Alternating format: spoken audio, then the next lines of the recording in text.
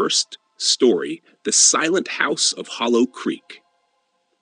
It was a bright summer morning when I first saw the house. Nestled on the edge of Hollow Creek in a quiet part of Pennsylvania, it was the perfect place for a new beginning. My name is Jack Thompson, a 30-year-old graphic designer ready to leave the city life behind. The real estate agent had spoken highly of the property. "You'll love this one," she said with a smile that felt a little too forced. I didn't question it. The price was too good to pass up. The house was huge for a single guy like me, but I imagined turning it into a dream home. There was an overgrown garden, a wraparound porch, and enough rooms to get lost in. The inside had a rustic charm with creaky floorboards and sunlight streaming through old windows. That first night, I was too exhausted from unpacking to notice anything unusual. But around midnight, I woke to a strange sound. It was faint, like whispers, just barely audible. I brushed it off as my mind playing tricks on me and went back to sleep. The next day, I noticed something odd. The neighbors kept their distance, offering only polite nods when I tried to introduce myself. An elderly woman down the road gave me a long, pitying look before hurriedly shutting her door. That evening, the whispers returned. This time, they were clearer. They sounded like children laughing and a woman humming. The sounds seemed to come from inside the walls. I searched the house with a flashlight, but found nothing unusual. The following days were worse. Furniture would move slightly from where I left it. Lights flickered. Even the electrician said everything was fine. I heard footsteps when I was alone, and the whispers turned into muffled screams. One night, unable to take it anymore, I decided to spend the night in a hotel. As I was leaving, an old man approached me. "You shouldn't have bought that house," he said, his voice shaking. "It's been empty for 10 years for a reason."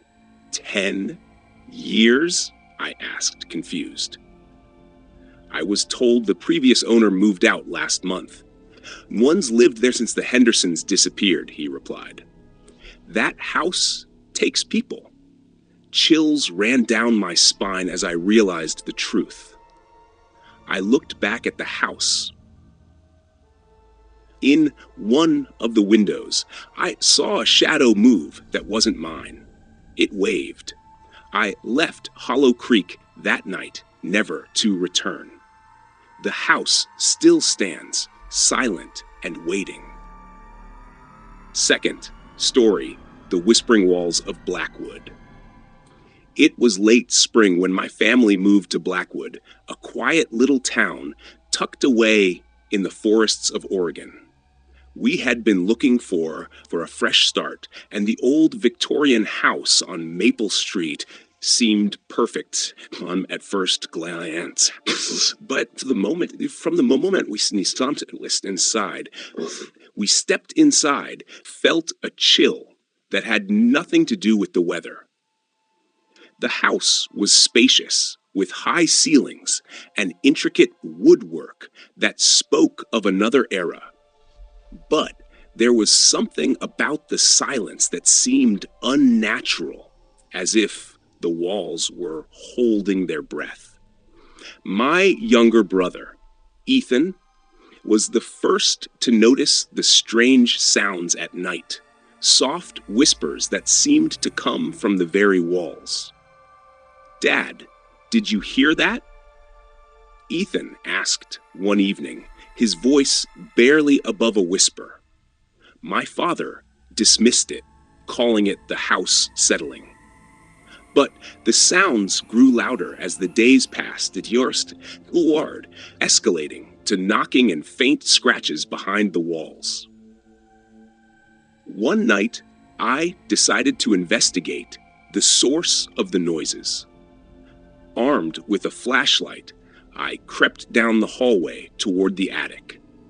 The air grew colder with each step, and the whispers seemed to intensify, as if they were aware of my presence. When I reached the attic door, it creaked open before I even touched it. Inside, the room was empty, except for a single rocking chair that moved slightly, as if nudged by an unseen hand. On the floor was an old photo album with faded pictures of a family that looked eerily like mine.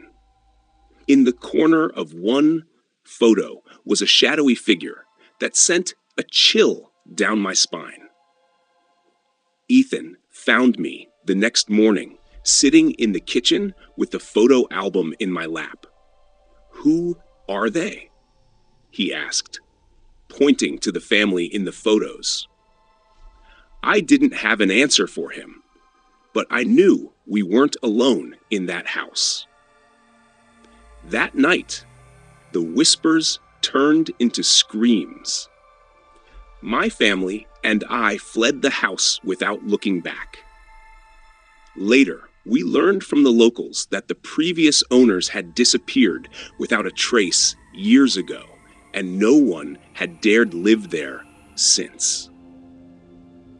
Now, as I write this, I can't help but wonder if the house is still watching us from afar. Sometimes I wake up to the sound of whispers in my new home and remember the rocking chair in Blackwood. Third story, The Whispers of Larkin Hill. It was a quiet November night when I first arrived in Larkin Hill, a small town in Massachusetts, hidden away from the modern world. I had been looking for a new start and heard the town had affordable homes for sale. As I drove down the narrow roads, I could feel the silence of the place weighing down on me.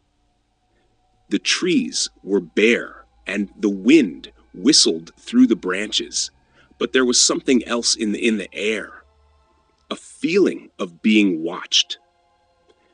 I tried to brush it off as the nervousness of moving to a new place, but I couldn't shake the sense that I wasn't alone. The real estate agent met me at the house, a lonely place on the edge of town. The house was old and creaky, its windows cracked and paint chipping away. The agent said the house had been vacant for years and that no one had lived there since the death of the previous owner, a man named Samuel Larkin, who had died in a fire decades earlier. Despite the creepy stories I had heard about the house, I felt compelled to buy it. The price was too good to pass up. I moved in the next week. The first few nights were peaceful, but things began to change. I started to hear whispers late at night, soft voices murmuring just outside my bedroom door. At first, I thought it was just the wind, but the voices seemed too distinct, like someone was speaking in a language I couldn't understand. Then there was the knocking, soft at first, but it grew louder each night, tight until it sounded like someone was banging on my walls and the floorboards. I tried to ignore it, thinking I was just being paranoid or dreaming, but the sounds became impossible to ignore. One night, I decided to investigate the source of the noise. I grabbed a flashlight and crept down the dark hallway. As I passed the stairs leading to the attic, I heard a loud bang coming from above. My heart raced as I climbed the stairs and opened the attic door.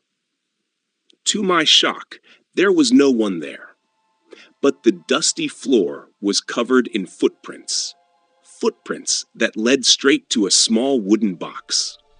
I opened it and found nothing but an old diary belonging to Samuel Larkin. I read the first few pages and felt a chill run down my spine. The diary talked about a cursed family and the terrible things that had happened to them on this hill. It ended with a warning. Never let the whispers lead you to the light. That night, I couldn't sleep. The whispers grew louder and louder until I could hear them in my own head. The next morning, I packed my things and left Larkin Hill behind. But as I drove away, I could still hear the whispers calling my name.